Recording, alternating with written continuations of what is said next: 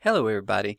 In this report, we're going to discuss The Innovator's Dilemma by Clayton M. Christensen. So first, let's give an outline of what's discussed. Well, Christensen introduces the concept of disruptive innovation, and he compares this to the idea of sustaining innovation. So what are these two? Well, disruptive innovation is the idea that a new product or service comes along that completely changes the product market for what currently exists. Now, most companies focus on sustaining innovation. That is, they're looking for the next product that's a little bit or incrementally better within the same class or genre. These disruptive innovations oftentimes do things in a completely different way. That is, it addresses the need or want or offers a value proposition that is completely unique from whatever currently exists out there in the market. And what is so important is that it causes or can cause existing businesses that adhere to the old innovations or the sustaining innovation model to fail because they fall behind the times.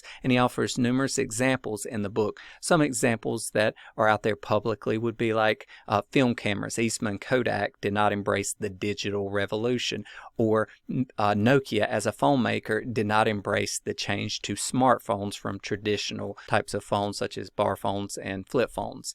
And so what this book discusses is how do you recognize the existence of these disruptive innovations when they're introduced. He explains why they're disruptive and how to avoid the negative consequences, that is, the failures that result from it. So to start with, disruptive innovation normally comes from startup ventures. That is, you have a new venture come on the scene with some level of new breakthrough or approach to addressing a customer client need. Now, you have innovation, if you will. Now that innovation is introduced to the market, it becomes known. The larger companies recognize it, they see it, and they systematically reject it. Now, why did they reject it? Well, it's for a number of reasons.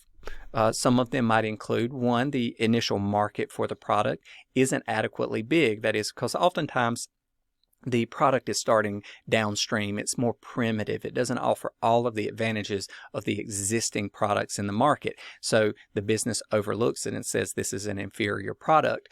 Or it, for some reason, just doesn't appeal to their existing customers because the customers don't readily understand the product yet because it's new. It hasn't been introduced and they don't recognize the benefits of it. Now, next, it can't prove its potential growth. So many businesses rely so heavily on data that from what customers say they want or customer observed behavior, all the things that you study in marketing, and they can't prove that this new innovation is going to be successful the way they can use data from other types of existing products that are just incrementally improving. So the business will reject it based upon that. Oftentimes, adopting this new innovation will require significant expenditure or retooling, and the business doesn't want to do that. And as we discussed, it's oftentimes seen as inferior or down market. So from there, the book goes on to talk about, well, how do you avoid the negative consequences? That is, your company suffering or ultimately failing simply because you did not recognize or did not adopt a new innovation. Well, first, Christensen recommends having a startup center in the organization or a group within the organization that focuses on innovation or new technologies or new products in the market such that you can evaluate their effectiveness too. You can look into whether this should be something you should try to pursue or copy, and to come up with novel or unique ideas on your own that are completely disruptive from what has been offered before. A famous case of this is Coca-Cola and their new drink dispensers that mix the drinks for you on location. This was a completely separate startup center that had its own P&I that ultimately grew to be one of its most successful subsidiaries of the company. Okay, another approach to avoid the negative effects of this is to make certain that any innovative projects that get started within the organization, to make certain they're funded adequately for marketing, because that's the difficult part, educating the customer base and the populace on the value proposition and what's there. So not putting adequate money behind the actual marketing of it, just putting money behind the development of it, often leaves the new innovations stagnant, and they can't break out of that innovation phase. And ultimately, it leads to startups who are out there fighting to enter into a niche market and then grow from there. Ultimately, they are able to do it where the larger company is not. So make sure it's adequately funded. Also, don't rely on data too much, because as we discussed, there's not enough data there to prove that the business could be successful in this regard.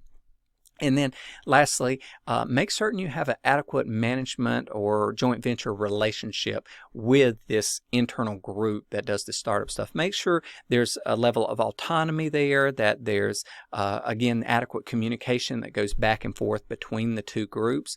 If you're doing joint ventures with outside startups that have an innovation that they've introduced, make certain that the larger entity is not trying to take control of the startup venture unless it's fully acquired. And even if it is fully acquired, recognize that the introduction of new innovations is completely different from running existing business ventures.